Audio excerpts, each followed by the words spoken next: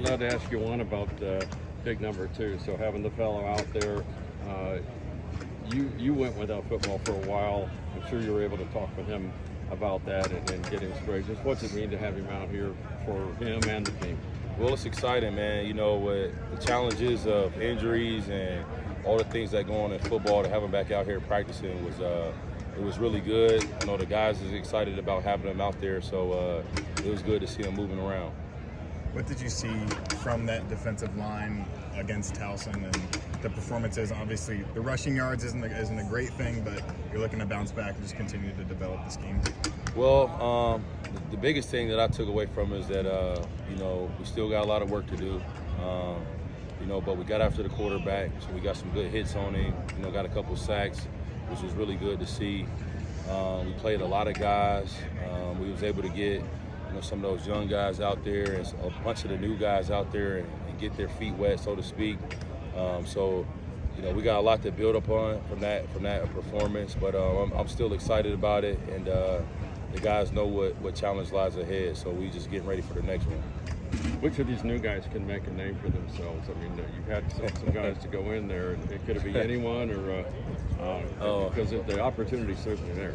Yeah, I mean, I think that, you know, obviously Cam Rutherford is a guy that flashed throughout that game. You know, Rob Jackson has been doing a really good job throughout the offseason and carrying over with some good momentum.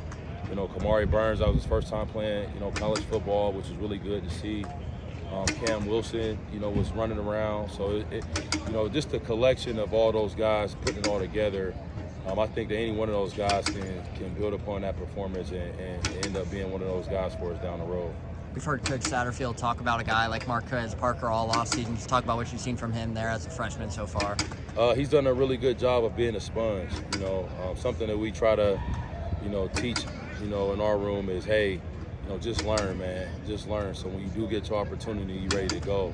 And he's done a really good job, especially this week, you know, leading into this next game, of being more focused, being more locked in, and really just taking what he learned from last week and putting it in preparation for this week. So really good offseason out of him, and we just look forward to, you know, finding an opportunity for him out there at some point this season.